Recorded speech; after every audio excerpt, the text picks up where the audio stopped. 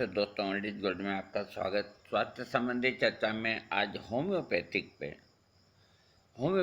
पे लाभ भी लाभ बता रहे हैं, इसके साइड इफ़ेक्ट भी होते हैं और 5 जगह ये होम्योपैथिक दवा आपका साथ कम निभाएगी और कुछ इसके साइड इफ़ेक्ट हैं, तो वो आपके दिमाग में रहना चाहिए। पहली बात ये कि होम्योपैथिक दवा का सबसे बड़ा नुकसान ये, कौन सा नुकसान मैं आपको बताता हूँ, कि किसी आपातकाल स्थिति के समय ये दवाइयाँ आपके किसी काम की नहीं। जैसे मान लीजिए आप बस में सफ़र कर रहे हैं,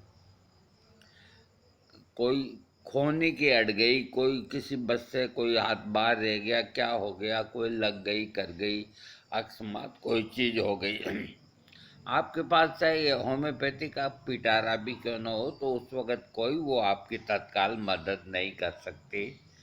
तो ऐसी स्थिति के अंदर सर्जरी आवश्यक होती है। मान लो हड्डी टूट गई है या फ्रैक्चर हो गया है, तो उसको तो बांधना ही बांधना पड़ेगा, बैंडेज कराना पड़ेगा और सर्जरी डॉक्टर करेंगे ही करेंगे। ऐसे समय में आपका होम्योपैथिक दवा कोई भी आपकी मदद नहीं कर सकती। नंबर 2, होम्योपैथिक दवा पोषण संबंधी समस्या का पोषण की कमी होने की स्थिति में बिल्कुल भी प्रभावकारी नहीं होती।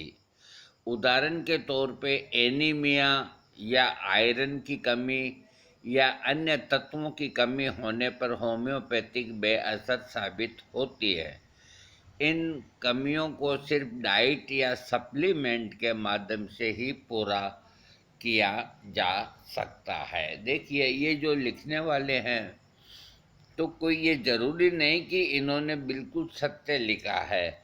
जैसे नंबर 1 जो बात मैंने बताई वो बिल्कुल सत्य है। ये नंबर 2 कि इन्होंने लिखा पोषण संबंधी, यानी कि खान पान की गड़बड़ से और से अगर एनीमिया या पीलिया या इस तरह की कोई तकलीफ हुई, तो इनका कहने का मतलब ये है कि एलोपैथिक सप्लीमेंट लाभ करेगा, होम्योपैथिक नहीं करेगी। तो यहाँ मैं नंबर 2 बात को काटता हूँ और मैं ये कहता हूँ कि होम्योपैथिक दवा जितना जल्दी पीलिया, जितना जल्दी लिवर सिरोसिस, ऐसे एनीमिया जैसी बीमारियों को, पेट की खराबियों को जितना जल्दी होम्योपैथिक ठीक करती है, कोई चिकित्सा ठीक नहीं कर सकती।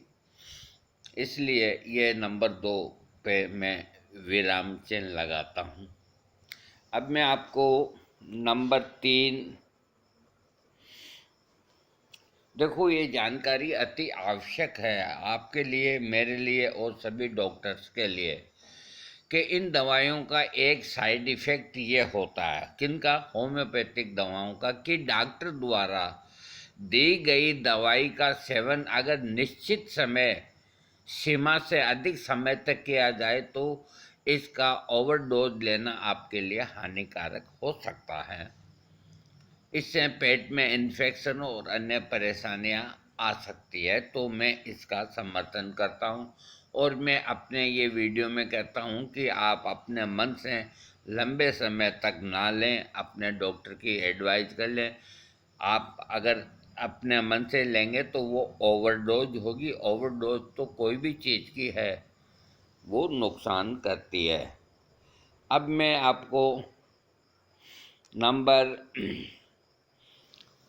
4 यानी कि नंबर 4 ये बताता हूँ कि होम्योपैथिक दवा हर किसी पर उतनी ही प्रभावकारी साबित हो, ये ज़रूरी नहीं। लंबे समय तक इसके सेवन से अगर आप लाभ महसूस नहीं करते तो समस्या के गंभीर होने से पहले ही डॉक्टर की सलाह जरूर लें। इस बात का मैं समर्थन करता हूँ। वो इसलिए करता हूँ, मैं आपको उदाहरण देता हूँ कि मान लीजिए फिस्चुला हो गया, जबकि होम्योपैथिक में फिस्चुला की अनेक दवाइयाँ लिखी गई है, लेकिन मैंने आज तक फिस्टुला को निरोग होते नहीं देखा बिना सर्जरी के। तो इस तरह आप अपने शरीर के अंदर इस तरह की कोई जो बीमारी है उसका इलाज करा रहे हैं और बहुत लंबा समय हो गया है और आपको लाभ नहीं मिल रहा है, तो आपको तुरंत बंद करके और दूसरे डॉक्टर के शरण में जाना चाहिए। नहीं तो ये जो आपका समय मारा गया इसके अंदर आपके शरीर के अंदर एक दो दूसरी समस्या यानी कि अन्य रोग पैदा हो जाएंगे। तो आप जहाँ जाएंगे वो डॉक्टर कहेगा कि आपने बहुत देर कर दी। इसका मैं चौथे नंबर पॉइंट का समर्थन करता हूँ कि ओवरडोज ना करें। अंतिम पांचवा, कई बार होम्योपैथिक दवाओं का परामर्श आपके चिकित्सीय इतिहास और बीमारियों पर भी निर्भर करता है। ऐसा न होने की स्थिति में ये दवाइयाँ आपको लाभ नहीं पहुंचा पाएगी, क्योंकि ये परामर्श जो होता है तो ये आपकी इतिहास और हिस्ट्री, चिकित्सक आपका इतिहास कि पहले क्या था, अब क्या है, आगे क्या होगा, और आपके परिवार के अंदर किसको क्या बीमारी है। अगर मान लीजिए आपको यूँ मान के चलिए कि 20 दिन से खांसी हो रही है और आपकी सारी जांचें नॉर्मल आती है, तो अगर आप होम्योपैथिक डॉक्टर के पास जाएंगे तो वो आपका अगर इतिहास पूछेगा और आपने अपने इतिहास में अगर ये बता दिया कि मेरे पिता को टीबी हुई थी और उससे ही उनकी मृत्यु हुई थी अथवा वो ठीक हो गए थे, अगर ये आपने इतिहास बताया अपने परिवार का, तो जो समझदार डॉक्टर होगा तो वो ट्यूबरकुलिनम की 200 की या 1000 की खुराक दे करके और वो कई दिनों से जिस खांसी से जूझ रहा था उससे उसको रोग मुक्त करा देगा, बिल्कुल ठीक हो जाएगा।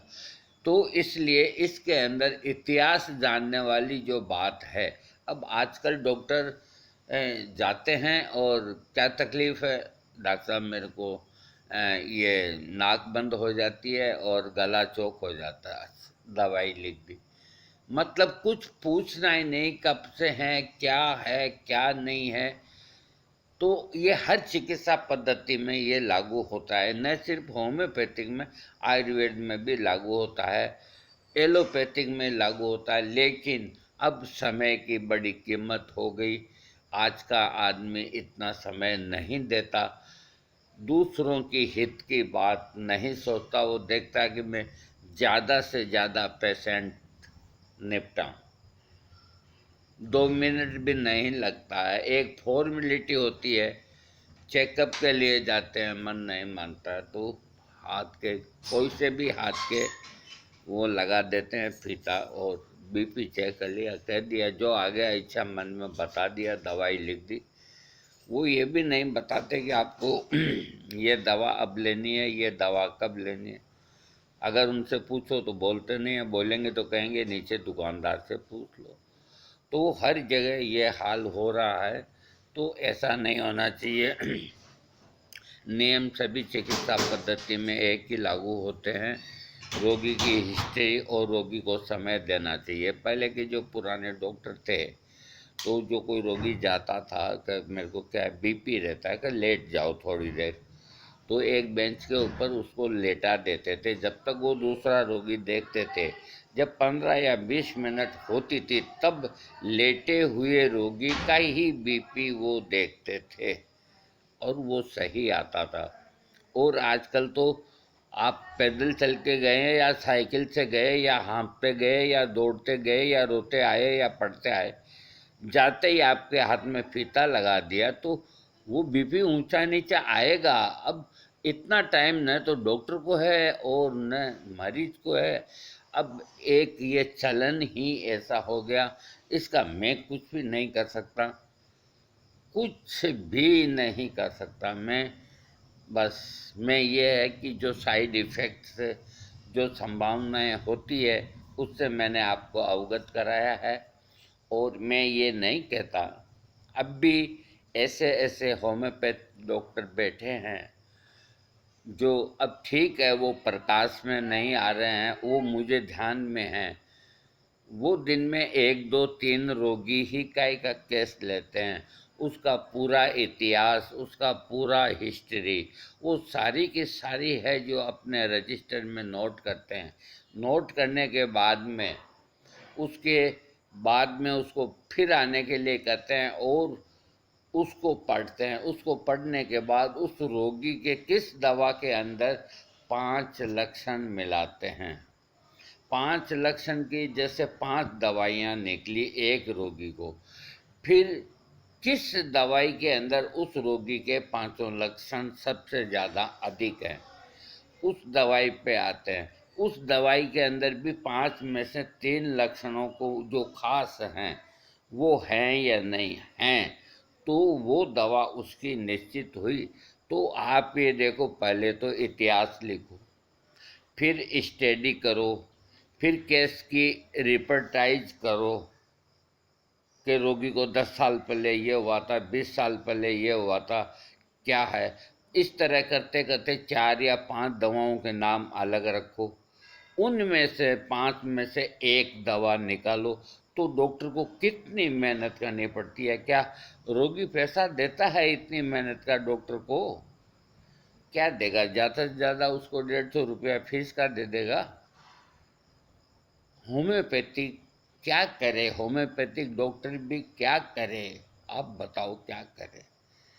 अगर जाके आप यूँ उनको बोल दो कि मैं, आप जितना टाइम लेना है मुझसे टाइम लो, मुझको एक बार नहीं 3 बार बुलाओ, बाकी मेरा इलाज इलाज के तरीके से होना चाहिए। अब ठीक है, जैसा चल रहा है, आप लोग स्वस्थ रहें और वीडियो सब्सक्राइब करें।